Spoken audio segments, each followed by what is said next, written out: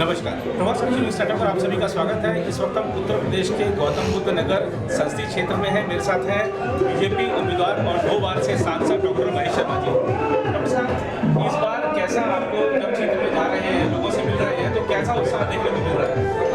पहली बात तो मैं क्षेत्र में लोगों के बीच में रहता हूँ। मेरा ऑफिस भी वो मुझसे मिलने आ जाते हैं, कभी मैं उनसे पहुँच जाता हूँ जी। मेरी उपलब्धता भी शायद देश के सांसदों में ऊपर के 10 लोगों में ही होगी जी।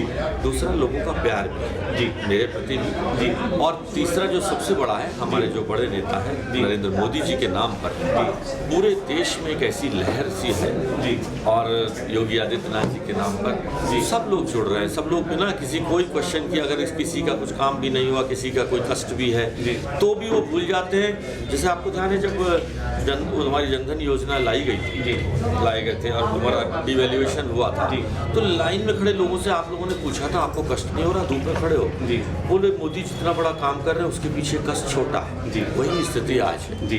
प्रधानमंत्री जी के प्रेम के प्रति, उनके प्रति श्रद्धा के प्रति जी लोग अपने छोटे कष्टों को भूलकर राष्ट्र निर्माण के संकल्प के लिए जी प्रधानमंत्री जी के समर्थन में एक साथ खड़े हुए हैं, इसमें कोई दो राय नहीं जी।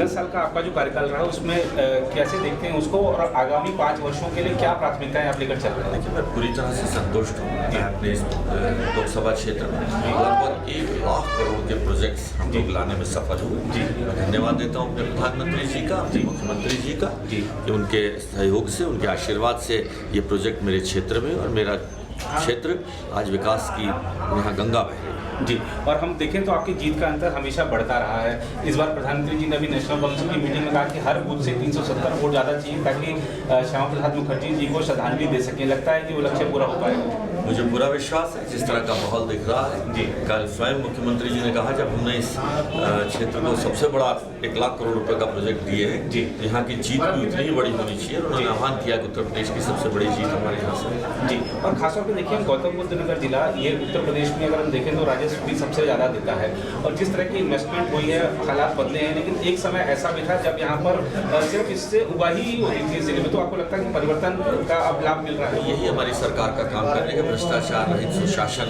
वाली सरकार देने का, और वह सरकार अपना बहुत अच्छी तरह से काम कर रही है और उसके परिणाम भी आ रहे हैं जी। आपने अभी उपलब्धता की बात की थी, तो इसमें कोई दो राय नहीं कि आप अपना फ़ोन भी ऐसे कुछ ही सांसदों में से हैं जो कि आप अपना फ़ोन खुद उठाते हैं, और आप पेशे से चिकित्सक भी हैं, तो किस तरह से समायोजन करते हैं इन सब कामों में? देखिए, आप अगर आपकी इच्छा शक्ति ठीक है जी, तो आप जो कुछ करना चाहें करते हैं, और अगर आपकी इच्छा शक्ति ठीक नहीं तो आप कुछ भी नहीं कर पाएंगे जी। फोन खाली ट्रांसफर करने से, फोन किसी के हाथ में देने से तो कोई प्रगति नहीं होती जी।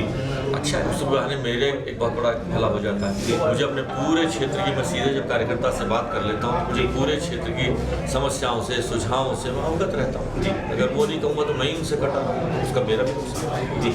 एक चीज़ और कि हमने देखा कि पिछली बार आपका जो चुनौती थी वो एक नया गठबंधन था, इस बार नया गठबंधन है, और हमने देखा कि प्रत्याशी भी बार बार बदल दिया गया, तो इसको कैसे देखते हैं आप? देखिए, पार्टी हमारी कैडर बेस्ड पार्टी है जी। हाँ, पार्टी चुनाव लड़ती है जी, प्रत्याशी गौण होता है, पार्टी चुनाव लड़ती है, पार्टी के कार्यकर्ता चुनाव लड़ते हैं जी, पार्टी की विचारधारा चुनाव लड़ती है जी, और उसी के बेस पर हम ये चुनाव इस बार भी लड़ रहे हैं। मेरी पार्टी ने मुझे 1 बार विधायक और 4 बार का सांसद का टिकट दिया जी, मेरे कार्यकर्ताओं के भरोसे जी। तो समाजवादी पार्टी से जो प्रत्याशी बार बार बदला गया, उस पर आपकी कोई प्रतिक्रिया है? वो उनका काम उनसे पूछिए जी। और एक चीज़ और मैं जानना चाहूँगा कि मैं क्योंकि नोएडा से ही आया हूँ, हमने वहाँ भी देखा कि किस तरीके से आपके ही कार्यकाल में एनजीटी का जो बैन था, तमाम सोसाइटियों पे खतरा था, वो आपके रहते उस वजह से खतरा हटा और लोग आज वहाँ पर रह रहे हैं। एक और बड़ी समस्या थी जब 2014 से पहले कि डीएनडी पे जो टोल लगता था वो आप लोगों ने उसको हटवाया, और क्या खासतौर पे शहरी वर्ग के लिए आप वादे कर रहे हैं, क्योंकि रजिस्ट्री एक बड़ी समस्या है अभी भी कुछ सेक्टरों में? देखिए, 3 विषय थे। रजिस्ट्री का समय था, मेट्रो रेल का विषय था जी।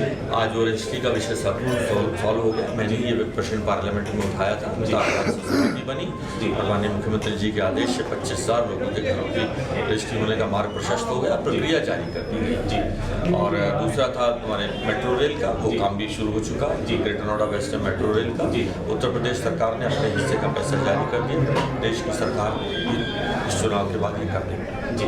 एक अंतिम प्रश्न और है, आप त्रिपुरा के प्रभारी रहे, संगठन का काम भी आपने वहाँ पर बड़ी दुरुस्त तरीके से किया, अब अपना खुद चुनाव लड़ रहे थे, 4थी बार यहाँ से लड़ रहे हैं लोकसभा का, लगता है कि कि उस संगठन का भी अनुभव काम आएगा इस बार? देखिए, आपने बहुत अच्छी बात कही। मैं त्रिपुरा से बहुत कुछ सीख के आया जी। वहाँ का संगठन का अनुभव में 91% पोलिंग हुई है। जी जी ये अपने आप में एक अनुभव है, उसको मैं प्रयास कर रहा हूँ कि यहाँ भी इस बार की पोलिंग परसेंटेज बढ़े। बहुत धन्यवाद। अगर आप भी लेना चाहते हैं देश दुनिया की तमाम जानकारी तो आज ही सब्सक्राइब करें हमारे चैनल को। साथ ही नीचे दिए बेल आइकन को जरूर दबाएं ताकि हर अपडेट आप तक पहुंच सके।